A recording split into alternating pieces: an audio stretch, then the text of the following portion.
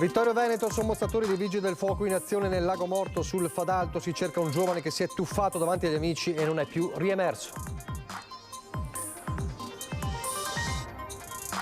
36 anni di Conegliano, arrestato dai carabinieri, ha accoltellato la compagna in Trentino dove la coppia si trovava in vacanza. La donna è riuscita a fuggire e a chiedere aiuto, operata in ospedale, è viva per miracolo.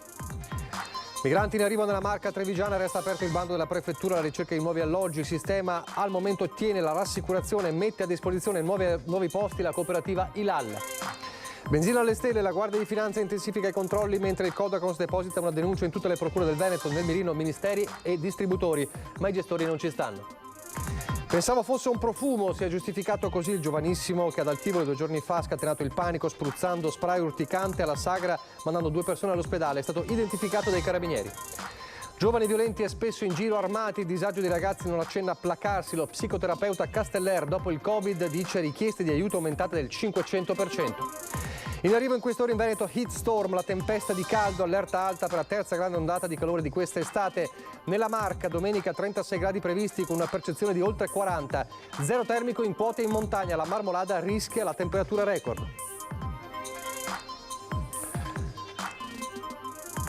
Telespettatori di Antena 3, buonasera e ben ritrovati il telegiornale di Treviso. Allora, come abbiamo chiuso il telegiornale di Venezia, ripartiamo proprio da Cristian Arboit e Alberto Pivetta che si trovano in collegamento in diretta sul Fadalto, zona Fadalto. Siamo a Vittorio Veneto, vicino al Lago Morto. La notizia qual è? Quella di un giovane di nazionalità russa residente a Mestre che si è tuffato nel lago davanti ai suoi amici e non è più riemerso. Allora, Cristian, a te. Esattamente così, Nicola, ci troviamo sulle sponde del Lago Morto. Le ricerche di questo giovane del 2003, di questo giovane ventenne di Mestre sono in corso. Da pochi istanti se n'è andato, ma ritornerà l'elicottero dei Vigili del Fuoco che stanno operando ininterrottamente dal tardo pomeriggio. Qui con me è l'ispettore Giampaolo Canciani. Buonasera ispettore, come state procedendo? Allora, è prontamente intervenuto il nostro personale dei sommozzatori imbarcati sul nostro elicottero da Tessera. Arrivata la notizia sul numero di intervento 115 sul mio telefono, siamo partiti immediatamente con l'elicottero, il personale sommozzatori e con del personale del reparto dei sommozzatori da Venezia.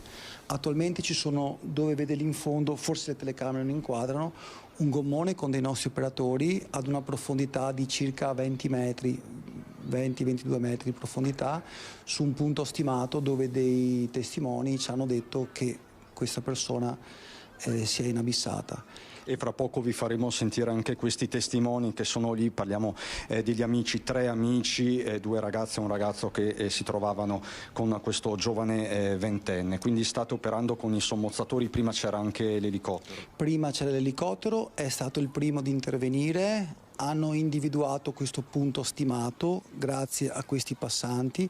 I nostri sommozzatori sono stati vericellati sul luogo dell'intervento e grazie a loro siamo riusciti a stabilire questo punto stimato. Il personale dell'elicottero se n'è andato, abbiamo fatto un cambio di operatori e attualmente stiamo operando alla profondità che le dicevo prima, 20-22 metri di profondità. Sono in attesa di altri operatori se le ricerche al momento dovessero essere vane. Stiamo aspettando dell'altro personale che arrivi da Venezia. Voi andrete avanti fino a notte inoltrata se sarà necessario, riuscite a operare anche in orario notturno? Se fosse necessario i Vigili del Fuoco lavorano H24. Assolutamente sì, siamo qui a disposizione per questo. Grazie ispettore Canciani, davvero buon lavoro. Con Alberto Pivetta ci dirigiamo verso la spiaggetta che è molto nota, tra l'altro molto frequentata in questa giornata, in questa settimana ferragostana. Tra l'altro c'è il divieto di balneazione in questo lago, appunto siamo al Lago Morto, ma in tutti i laghetti qui della zona c'è questo divieto, ve lo mostriamo, non so Alberto, forse riusciamo, eccolo qua.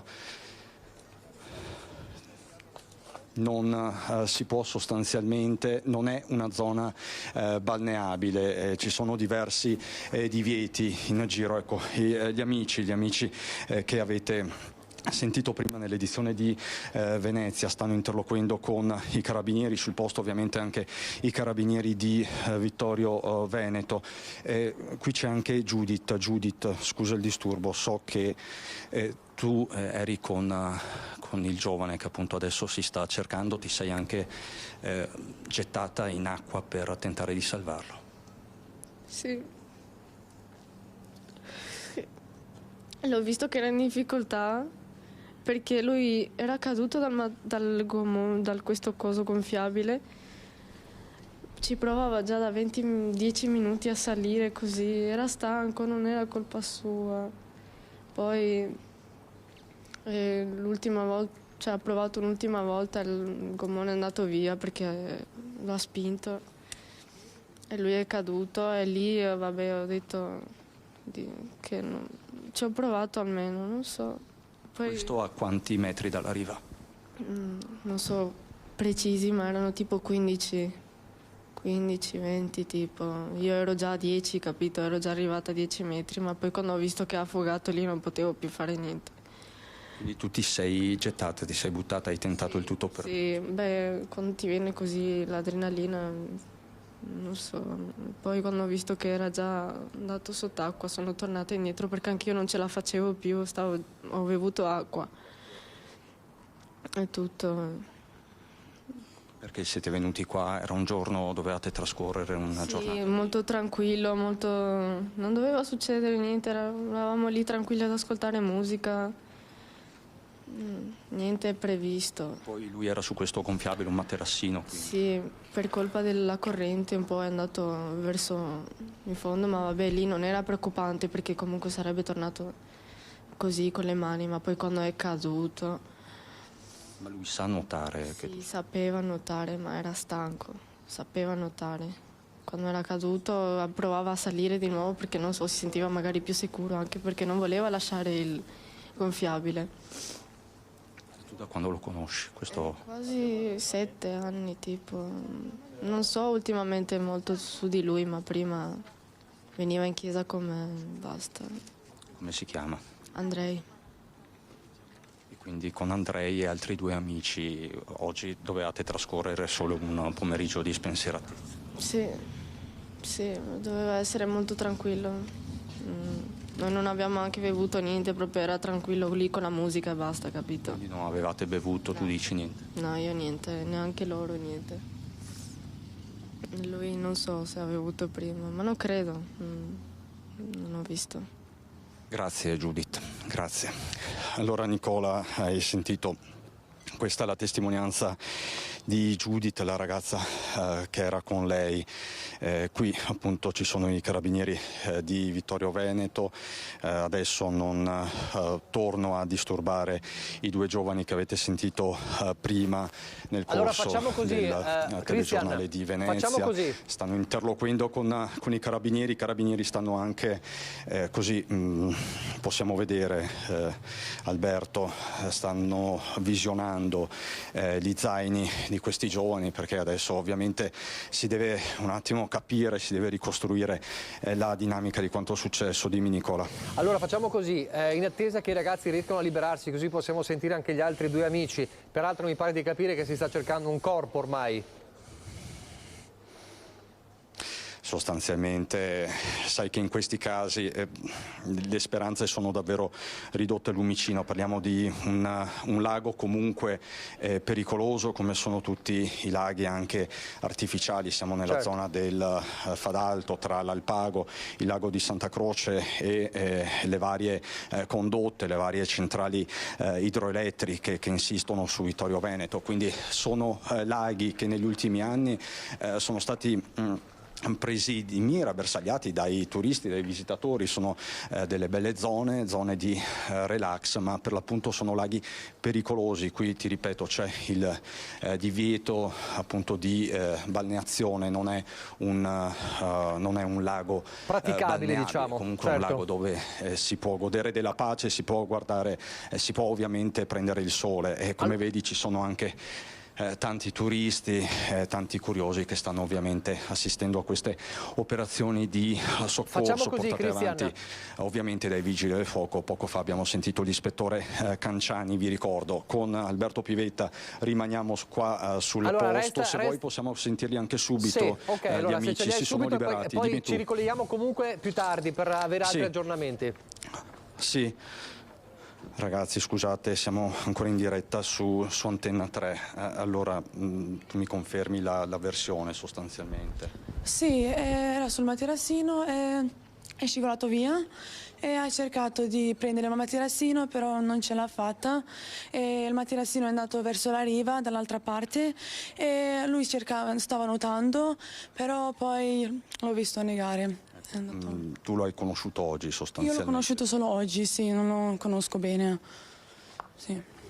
Immagino siate un po' scossi insomma in questo momento e state chiaramente sperando, ma le speranze sono... Lo stanno cercando da 2 ore, quindi le speranze non ci sono. Sono stati avvisati i genitori, la madre so che si stava cercando? Non lo so, ho chiesto ai carabinieri, però hanno detto che stanno cercando di contattarla, però non sappiamo ancora.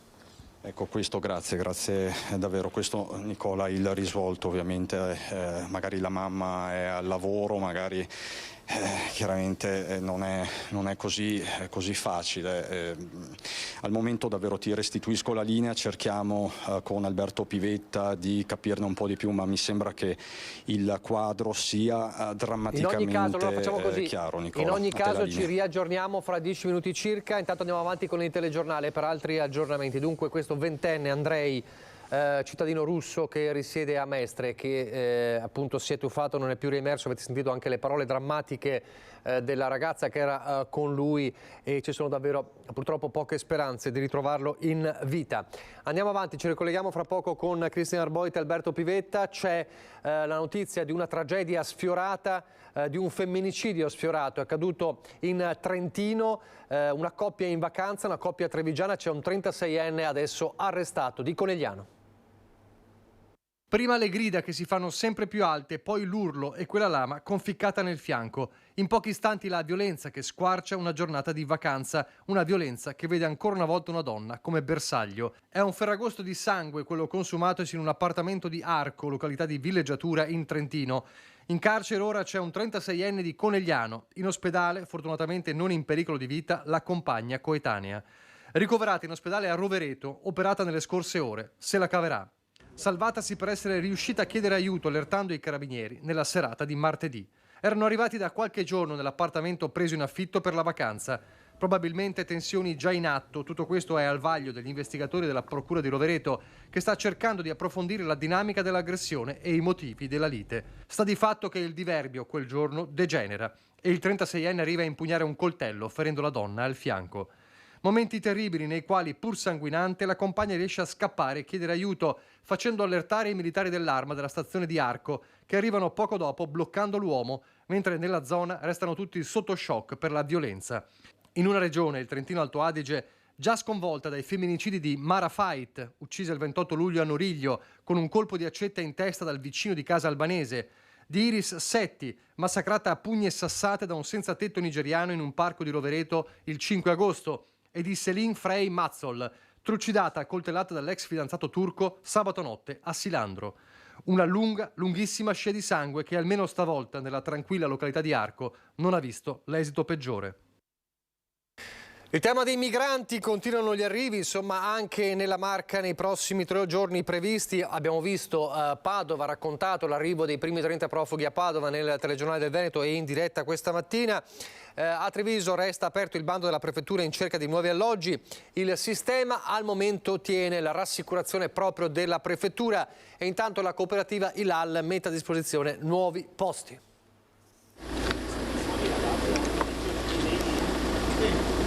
Nelle ore in cui fanno discutere le immagini dell'arrivo di un pullman di profughi a Padova, ospitati alla scuola Falconeto, anche la Marca si interroga sulla sostenibilità dei nuovi flussi migratori, con la prefettura di Treviso che però rassicura il sistema trevigiano dell'accoglienza tiene nessun rischio tendopoli al momento o utilizzo di edifici scolastici. Insomma, sembrano bastare le capienze delle caserme Serena, tra Casere Treviso e Zanusso Oderzo. 500 ospiti la prima, 280 la seconda, a cui si aggiungono le cooperative, la principale è Hilal. Attualmente abbiamo un centinaio di richiedenti. Un centinaio di richiedenti provenienti da dove principalmente? Provenienti da Costa d'Avorio, da Pakistan, Bangladesh, e Nigeria, Senegal e anche Niger. Abbiamo un po' di tutto. Resta aperto il bando della prefettura alla ricerca di nuovi alloggi, rivolto sia a enti pubblici che privati. Anche Hilal, che nel 2015 era arrivata a gestire 270 migranti, farà la sua parte. Sappiamo che l'emergenza è emergenza e quindi dobbiamo cercare altri spazi e noi siamo sempre disponibili a trovare spazi. Abbiamo una ventina di posti sì, per il momento disponibili e quindi se ci saranno bisogno ci chiamano. Gli sbarchi intanto proseguono, l'allerta inevitabilmente rimane alta. Sappiamo che la questione è emergenziale e quindi dobbiamo assolutamente essere pronti a trovare delle risposte immediate. E sui nuovi arrivi nella Marca, la sindaca di Oderzo Scardellato rassicura nessuna comunicazione su nuovi arrivi alla Zanusso. Preoccupata lo sono, ma ho fiducia nell'azione del governo, perché che problema ci sia grosso e immenso, questo c'è, ma non è da oggi. Un problema, secondo la sindaca di Oderzo Maria Scardellato, che non dovrebbe riguardare l'ex caserma Zanusso. A Oderzo in questo ultimo periodo non sta cambiando nulla, cioè da quando qualche mese fa il prefetto mi aveva avvertito che avrebbero dovuto accettare degli altri ingressi, poi mi ha detto che non avrebbero superato i 280, il numero 280 perché è la massima capienza autorizzata da POV Servizi per gli scarichi fognari e quindi da allora questa è la situazione. Nessun nuovo arrivo dunque nel comune Opitergino. Dopo i migranti giunti alle Zanusso negli scorsi mesi e la capienza al completo, non sono più arrivate comunicazioni o richieste da parte della prefettura di accogliere nuove persone. Io non credo che possano arrivarne a Oderzo più di quanti ne contiene la caserma, credo che, è chiaro, mi preoccupa la situazione in generale, ma non credo che arrivino a Oderzo, non è possibile insomma. Non lo scenario che sta avvenendo a Padova, quindi per la Marca. A Oderzo, prima degli arrivi degli scorsi mesi, si pensava che il centro potesse chiudere definitivamente. Noi eravamo illusi che eravamo convinti che la caserma potesse andare, sì, che il centro potesse andare, insomma, fosse avviato alla chiusura, perché una volta concluso l'iter delle persone che c'erano dentro, il centro si sarebbe dovuto chiudere e poi invece hanno ripreso gli ingressi e quindi di nuovo non si sa quando potremo pensare alla chiusura. Chiusura che secondo Scardellato non avverrà in tempi brevi. Un errore, a suo dire, non aver mai distinto le persone richiedenti asilo dai migranti economici.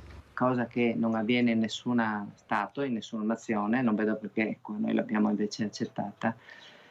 E quindi, o forse noi l'abbiamo accettata perché noi siamo il primo punto d'arrivo, però insomma è chiaro che il problema va risolto con politiche internazionali e io confido nel fatto che il governo adesso riesca a mettere in atto queste politiche internazionali. È un tema che continua a far discutere. Antonella Tocchetto del Partito Democratico e Marco Della Pietra di Fratelli d'Italia sono intervenuti nella nostra prima edizione e hanno commentato i nuovi arrivi in Veneto a partire da Padova. Io sposo in toto e sono anche rimasta abbastanza colpita dall'uscita del sindaco di Treviso, che non è certo della mia parte, essendo io, come noto, del PD, che ha detto intanto accoglienza diffusa e il sindaco Mario Conte è anche presidente dell'ANCI Veneto.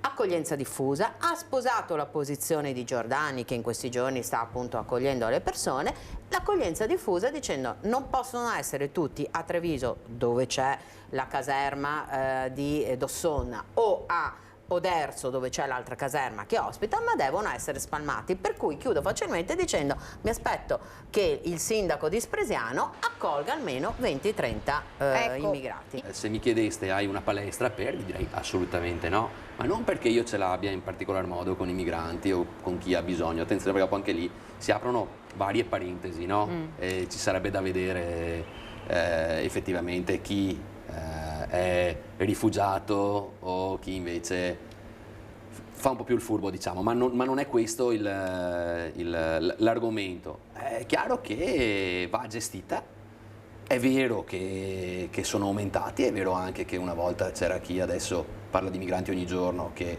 diceva ma perché gli altri parlano sempre di migranti, e quindi i ruoli si sono un po' invertiti, ed è vero anche comunque che la grande assente da tutto questo problema rimane sempre l'Europa. Integrazione è la parola d'ordine, altra questione più che mai dibattuta. Io quando parlo di integrazione di gente che è venuta qua per lavorare e per darsi da fare, quindi attenzione. Sono però due, alcuni di loro si potrebbero recuperare, magari sono giovani, hanno 20 anni, guarda, gli insegniamo a fare i muratori, magari. Di loro, bravissima, alcuni di Facciamo, loro, però. non tutti. Per ora nella Marca è stato detto la situazione è sotto controllo. Sotto controllo fino a un certo punto, adesso vediamo quanti ne arrivano. Io comunque mi riappello a quello che ha detto il sindaco, che non è, ripeto, della mia parte, che dice accoglienza diffusa, quindi tutti i comuni 95 si accolgano alcune persone.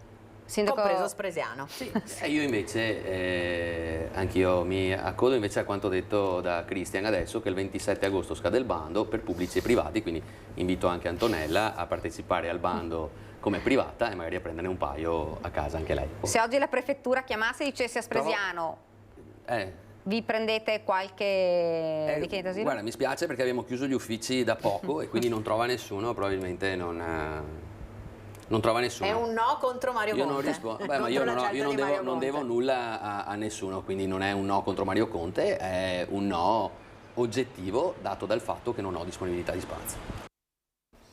Insomma, il dibattito continua, vedremo adesso davvero pochissimi secondi di pubblicità, poi ancora cronaca, torneremo a Vittorio Veneto per il ventenne che si è tuffato nel lago e non è più riemerso, si cerca di fatto il corpo nel Vittoriese sul Fadalto, ma ripartiremo parlando dei prezzi ai distributori.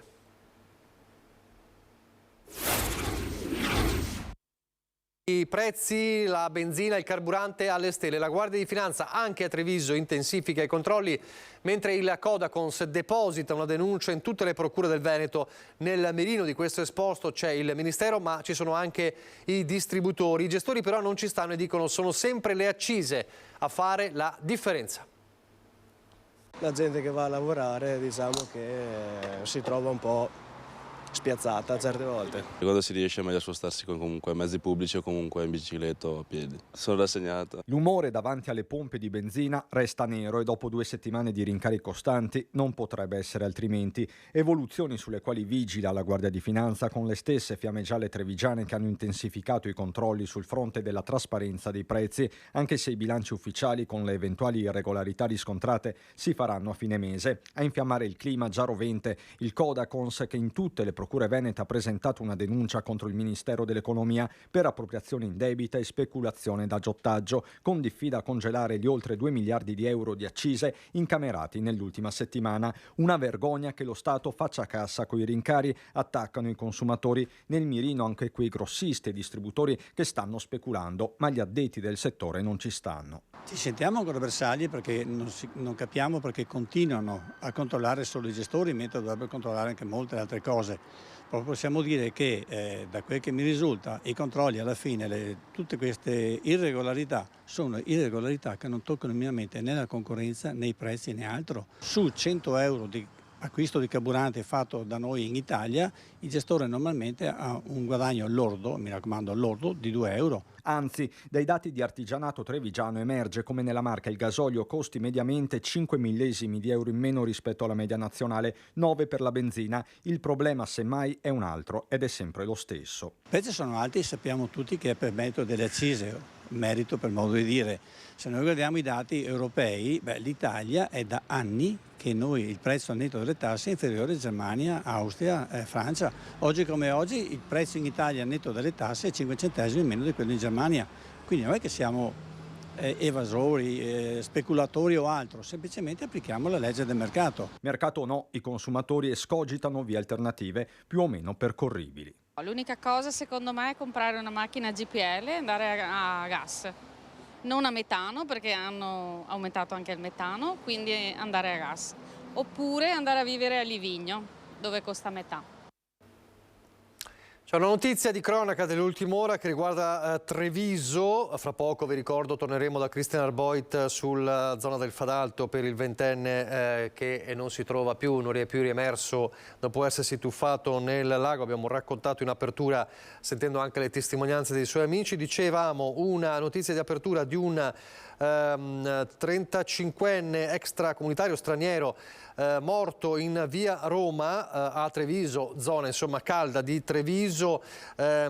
Si ipotizza un malore in strada, a quanto pare era con un gruppo di persone che dalle prime ricostruzioni non hanno chiamato immediatamente i soccorsi, allarme quindi che è stato dato da altre persone che probabilmente hanno visto questo 35enne accasciato a terra. Sono intervenuti anche i carabinieri dopo il malore per disordini dovuti al raggruppamento di extracomunitari che hanno creato un po' di confusione in zona. Dunque non sappiamo la causa della morte. È un 35enne che è morto appunto nella zona di via Roma. Non sappiamo se è un malore dovuto al caldo o ad altre cause. Di certo invece c'è che è in arrivo, ed è già arrivata, ma è in arrivo soprattutto nelle prossime ore, la tempesta di caldo, heat storm, che porterà a picchi notevoli anche a Treviso e anche sulla Marmolada. E io prego a Dio che ce la faccio, e però bisogna superarlo aiutandoti a prendere delle cose che ti fanno bene. Ogni anno sarà peggio per i vecchietti. Qua si suda e fatica allarmati, per l'età che avevamo è pesante, sto caldo. Non c'è poi da dare numeri, però è difficile andare avanti. È già stata ribattezzata Heat Storm, tradotto tempesta di caldo, la nuova ondata di alte temperature in arrivo proprio in queste ore in Veneto. Fino alla metà almeno della prossima settimana ci sarà da boccheggiare. Tra domenica e mercoledì le massime potranno arrivare a 36 gradi in tutta la pianura marca compresa, con punte fino a 37-38 soprattutto tra Polesine e Veronese, oltre 40 i gradi percepiti, le minime tra i 23 e i 25, quindi nessun refrigerio nelle ore notturne.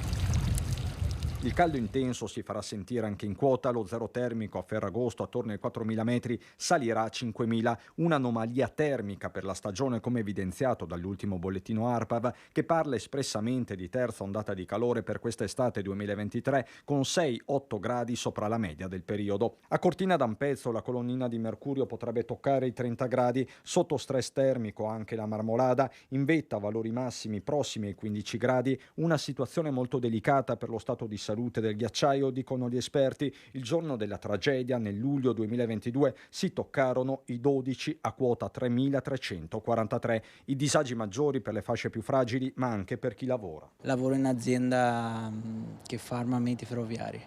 E quindi insomma il caldo si percepisce. Esatto. Dobbiamo bere sempre, bisogna idratarsi bene durante la giornata e cercare riparo quando le temperature si fanno veramente alte. Ho lavorato già 8 ore, adesso vado a un altro lavoro. Mamma mia, e col caldo è difficile. Sì, bevo l'acqua e basta. Va decisamente meglio per chi è in vacanza e si gode Treviso da Calmaggiore. Noi siamo qui in visita, siamo di Melbourne dove c'è inverno in questo momento, quindi ci fa molto piacere goderci questo caldo perché chi abita qui non lo apprezza come dovrebbe apprezzarlo. Io adoro il caldo. L'unica cosa che si può fare è andare al mare, almeno lì sta in acqua. E quindi lei dove va? A Jesolo, a Cortellazzo precisamente. Va bene così, no? Se va a mare. Very hot here in Italy. Very, very hot in Italy today. Where are you from? I'm from England. Do you like Treviso? My favorite place in the whole world. It's amazing. La conferma di heat storm arriva anche dal nostro meteorologo, il generale Giancarlo Iannicelli, che ci aggiorna anche sulle previsioni del weekend e dei primi giorni della prossima settimana. Sentiamolo. Un'area di alte pressioni, come evidente dalla carta, interessa tutto il nostro paese, intensamente anche tutte le nostre zone, ed è evidente come con questa situazione i sistemi perturbati scorrono a latitudini ben più alte delle nostre. Quindi, presto detto, tempo stabile, giornate soleggiate sia per sabato che per domenica, ma poi continueranno anche per gran parte della prossima settimana. Probabilmente a fine prossima settimana, ecco, questo calore che si accumulerà sempre di più sarà, come dire, distratto da un impulso di aria un po' più fresca, e questo potrà dar vita poi a temporali che potranno essere anche intensi, quindi seguiremo attentamente la situazione. Questa situazione, naturalmente, queste condizioni favoriscono un aumento delle temperature, che è il fatto più critico di questo momento. Naturalmente l'alta pressione al suolo è un'alta pressione, diciamo un promontorio, un anticiclone in quota proveniente dall'Africa, sta favorendo di nuovo un'ondata di caldo, quindi di temperature molto alte. Infatti prevediamo le massime nei prossimi giorni 33, 34 e forse lunedì supereremo i 36 gradi, poi dovrebbero cominciare lentamente a calare. Le minime anche sono alte, anche se tendono leggermente a calare, ma sono tra i 21 e i 23 gradi. L'Alto Adriatico con questa situazione è poco mosso. È tutto. Pensavo fosse un profumo, torniamo alla cronaca. Si è giustificato così il giovanissimo che ad Altivole 2 giorni fa aveva scatenato il panico spruzzando spray urticante alla Sagre, mandando 2 persone all'ospedale. È stato identificato dai carabinieri. Subito pensavamo fosse un diversivo per rapinare la cassa qui dove abbiamo la cucina, per poi renderci conto che molto probabilmente era stata una bravata, come infatti è stata, di alcuni ragazzi, definiamoli così, poco intelligenti.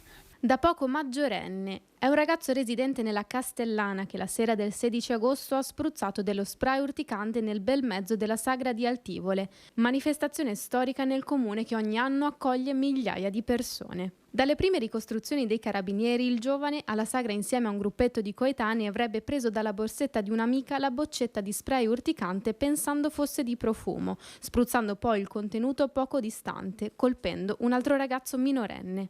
Un gesto goliardico che, se compiuto in orario diverso, era infatti passata la mezzanotte quando tutto è successo, avrebbe potuto provocare diversi feriti.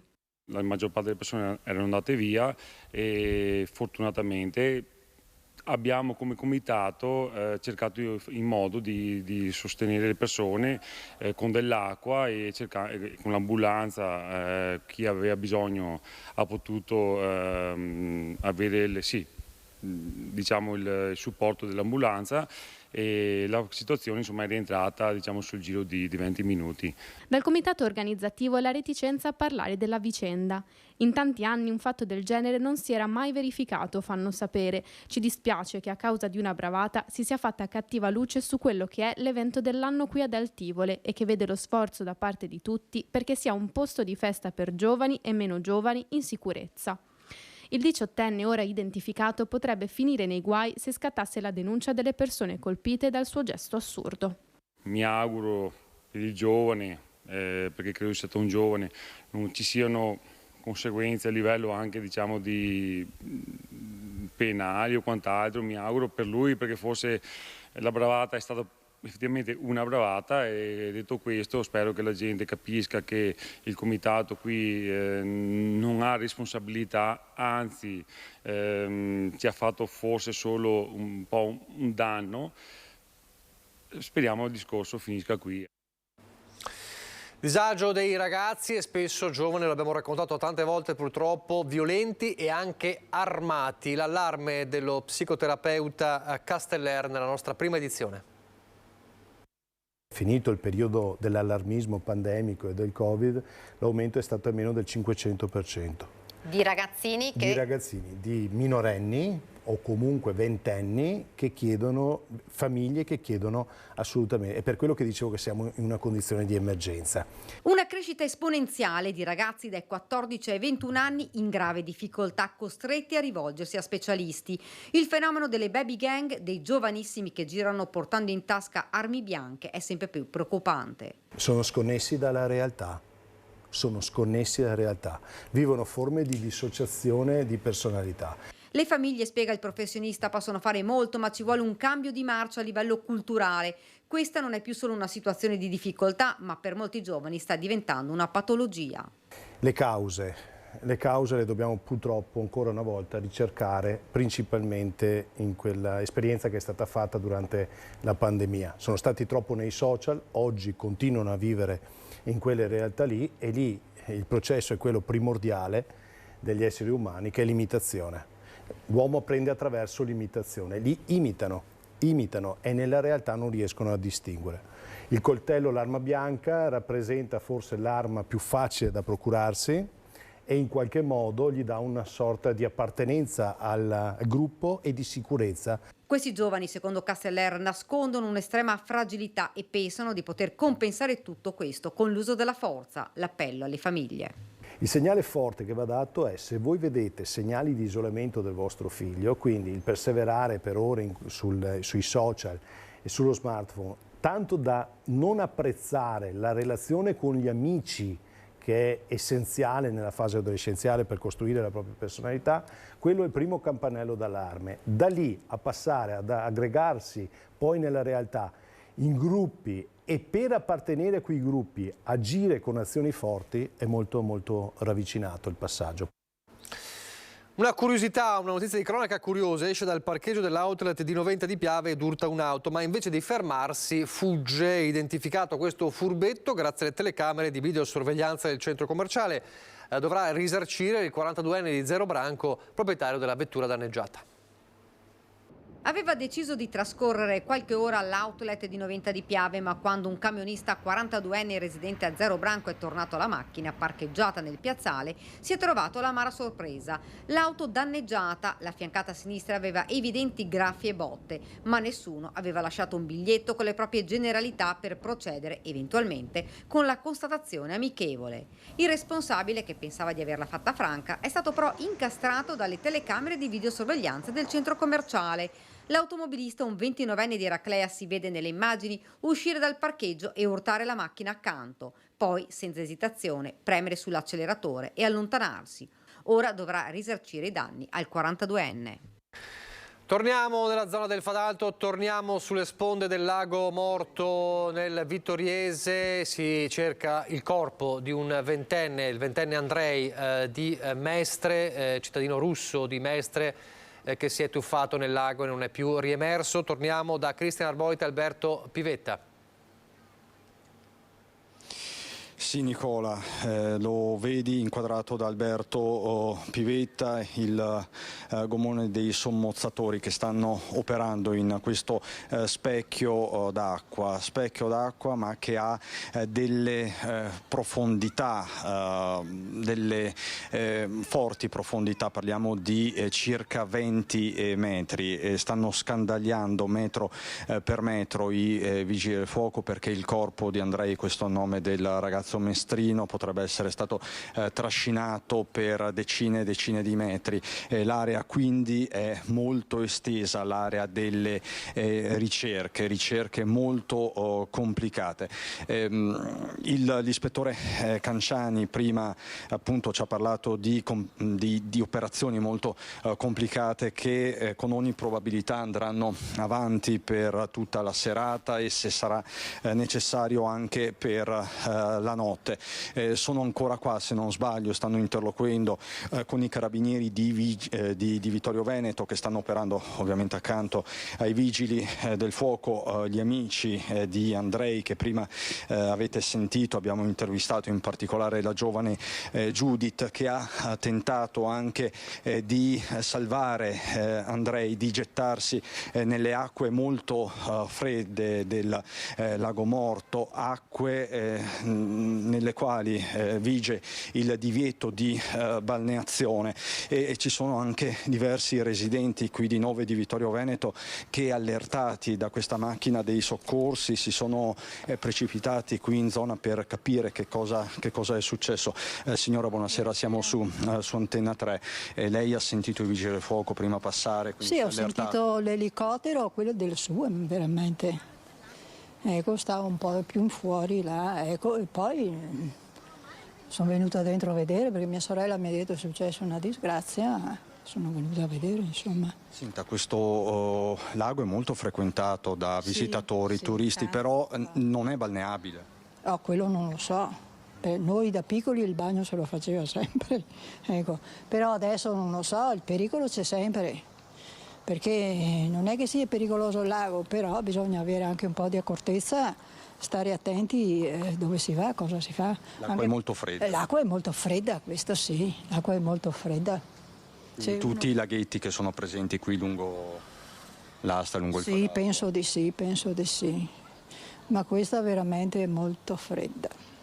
Perché io mi ricordo quando ero piccola facevo il bagno, si poteva farlo. Dopo non l'ho più fatto, troppo fredda.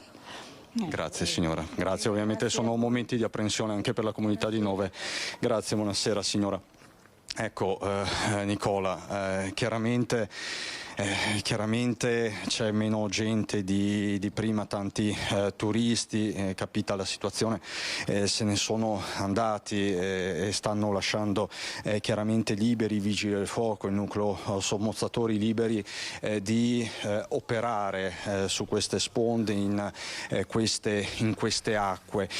Di certo il ragazzo si trovava su un materassino quando è scivolato, quindi non c'è stato un tuffo, è scivolato da questo materassino e poi, come ci ha raccontato prima la giovane Judith che si trovava con lui e gli amici, ha cominciato chiaramente a muoversi in maniera esagitata, a chiedere anche aiuto. Judith è entrata nelle acque gelide dell'acqua, ma il corpo del ragazzo si era già inabissato. Da qui si è allertata la macchina dei soccorsi, prima il su M118, l'elicottero, lo avete sentito dalla signora, poi ovviamente i vigili del fuoco, che capita la situazione, sono intervenuti con il nucleo sommozzatori, sono arrivati da Mestre. Tra l'altro, ecco, questo è il particolare che diamo, ma ve l'ho detto anche prima, si continua a cercare la madre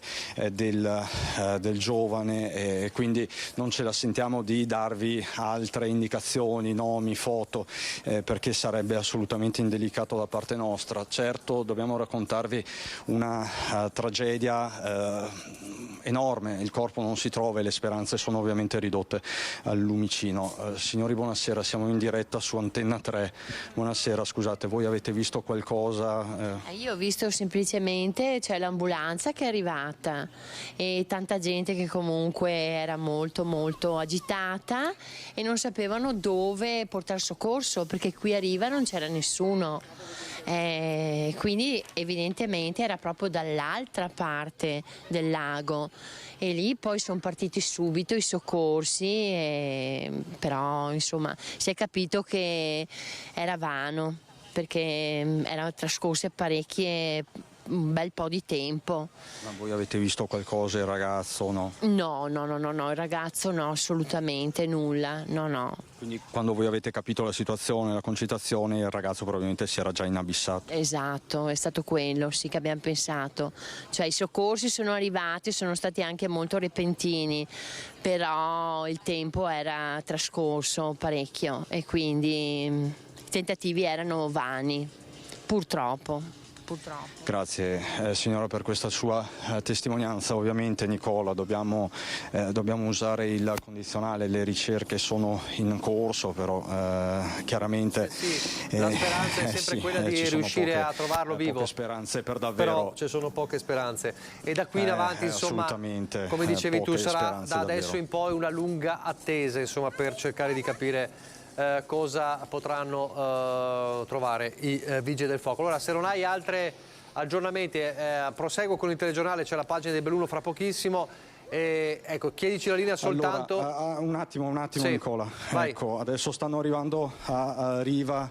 Possiamo dare un aggiornamento allora dei vigili del fuoco? Dei sommozzatori. Sì, un attimo, vediamo. Sì. Un attimo, magari stiamo un po' distanti per una questione di delicatezza, Alberto, ma dobbiamo appunto raccontarvi questa giornata concitata sul Lago Morto. Qui siamo sul territorio di Vittorio Veneto, sostanzialmente ai confini con l'Alpago. Vedete il Fadalto, il viadotto del Fadalto, qui corre l'autostrada A27, c'è il treno, c'è anche la ferrovia. È un posto noto ai più, un posto di passaggio soprattutto in questi giorni di esodo e di controesodo. Ecco, gli uomini stanno arrivando a Riva, ecco, quindi probabilmente è un giro di ricognizione. Quindi ecco, al momento, Nicola, facciamo così, ti lascio con queste immagini di Alberto Pivetta. Si andrà avanti probabilmente ancora per parecchio tempo, un attimo ancora. Siamo ovviamente in presa diretta, quindi vi stiamo raccontando quello che succede. Solo un attimo, vediamo, un attimo solo.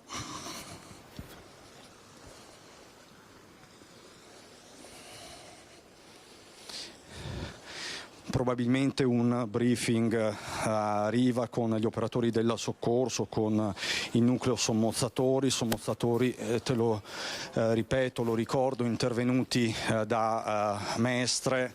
Ecco, con ogni probabilità si stanno confrontando con l'ispettore Canciani. Ecco, allora Nicola, al momento li lasciamo lavorare in pace, in tranquillità.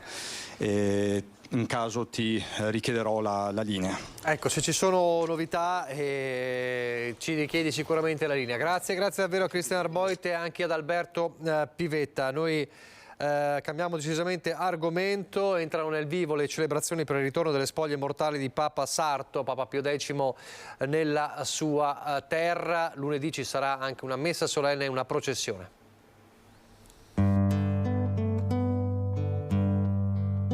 Prima di partire per Roma, dove sarebbe salito al soglio pontificio, il cardinale Giuseppe Sarto aveva promesso alla sua terra: o vivo o morto, tornerò. E quella promessa, fatta al Veneto, a Venezia e alla sua Riese, sta per essere mantenuta.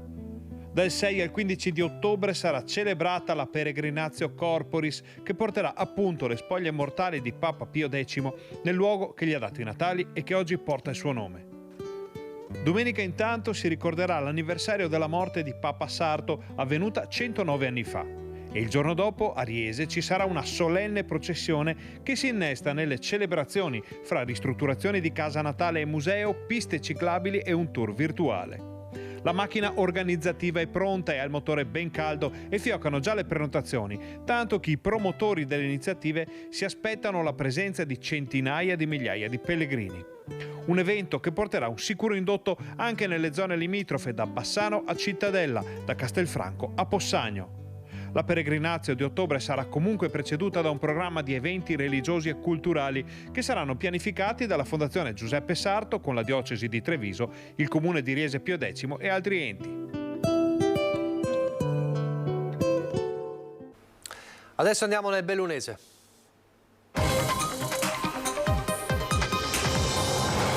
È stata riaperta nel tardo pomeriggio di oggi la strada provinciale, la cui chiusura era stata resa obbligatoria dalla frana causata dal maltempo di ieri sera. Le immagini che rimangono in ogni caso impressionanti. Una frana ripresa in diretta, immagini che ne dimostrano tutta la violenza. Sono almeno 100 metri cubi di detriti che si sono ammassati sulla strada provinciale 347 che sale dalla valle di Zoldo in direzione Passo Duran per andare verso Agordo. Sassi e fango hanno invaso per 80 metri l'arteria viaria. Si tratta di una frana considerata storica perché non è la prima volta che si verifica e per questo motivo viene tenuta monitorata. Qui siamo in Val di Goima, sotto la Moiazza, località alevare comune di Val di Zoldo. alle mie spalle la frana appunto che ha colpito la 347 strada provinciale. Veneto Strade è intervenuta prontamente. Noi ci attendiamo che i geologi effettuino le ultime verifiche per poi accertare effettivamente lo stato dei detriti, che non possano muoversi a breve. Verranno fatte opere naturalmente di manutenzione e in attesa di opere più importanti di consolidamento. A causare la frana sono stati i forti temporali che hanno colpito ieri sera le Dolomiti bellunesi, provocando piccoli smottamenti e la caduta di alberi. Salendo verso il passo Duran si sono registrati i danni maggiori. Per fortuna, nel momento in cui lo smottamento è accaduto, non c'erano persone o auto. Sul posto sono intervenuti sia i vigili del fuoco che i tecnici di Veneto Strade. Si profila all'orizzonte una nuova proroga per l'offerta di vendita degli impianti sciistici del Nevegal. Appare infatti complicato arrivare a una chiusura della pratica entro la scadenza del 31 agosto perché il problema dei problemi, cioè la chiusura del pozzo industriale che garantiva l'inneviamento artificiale del colle, non ha ancora trovato una soluzione. È in una fase di stallo la discussione tra provincia, Comune di Belluno e BIM GSP avviata lo scorso maggio dopo la scoperta che il pozzo numero 2 dell'Anta non aveva regolare concessione.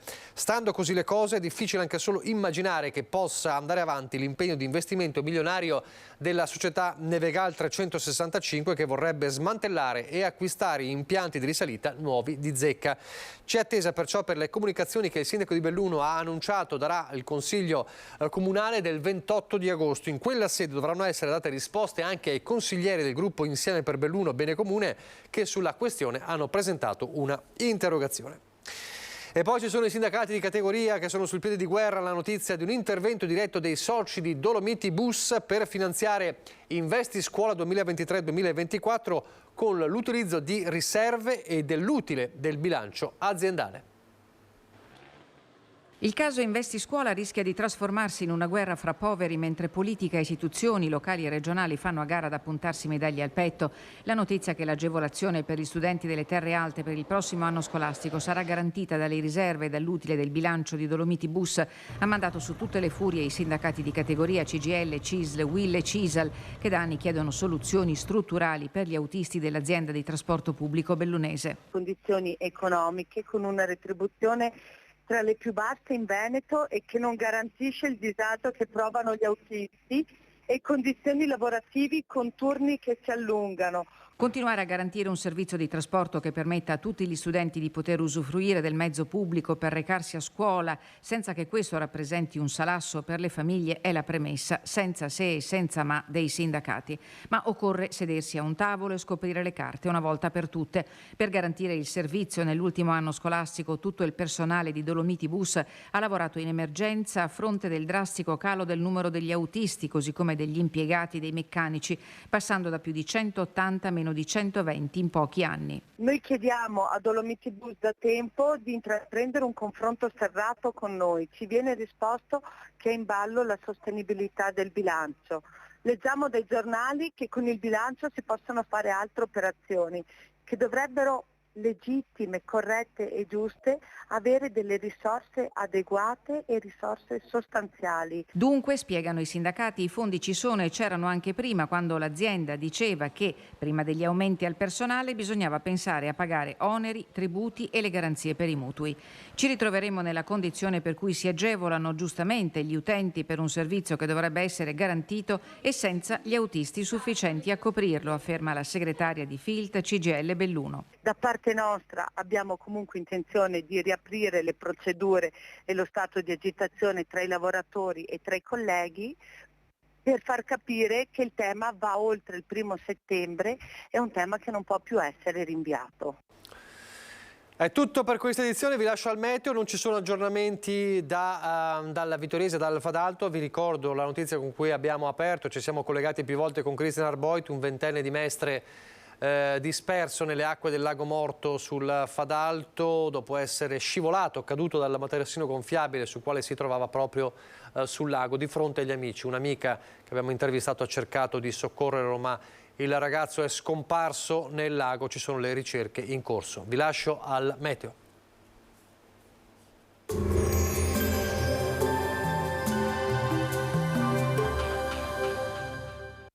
Portaci Portaci gli oggetti, i mobili, i vestiti che non usi più. Da noi, guadagni. Ex Novo Mercatino dell'Usato. Aperto 7 giorni su 7, via Vicenza 23, Vede Lago. Benvenuti al Meteo, previsioni per sabato 19 agosto. Sul Veneto tempo stabile con cielo in prevalenza soleggiato, ad eccezione di qualche passaggio di sottili velature. Non sono attese precipitazioni. Temperature minime stazionarie comprese tra i 18 e i 23 gradi, massime in aumento con valori sopra la media del periodo tra i 31 e i 35 gradi. Sul Friuli Venezia Giulia tempo stabile con cielo in prevalenza sereno, possibilità di annuvolamenti più consistenti nelle zone montane nelle ore più calde della giornata. Venti a regime di brezza. Temperature minime tra i 20 e i 23 gradi, massimi in lieve aumento comprese tra i 32 e i 33 gradi. Sul Trentino Alto Adige cielo terso e molto soleggiato con temperature in aumento. Non sono previste precipitazioni. Temperature minime intorno ai 18-19 gradi, massime comprese tra i 34 e i 38 gradi. Dal meteo è tutto, arrivederci.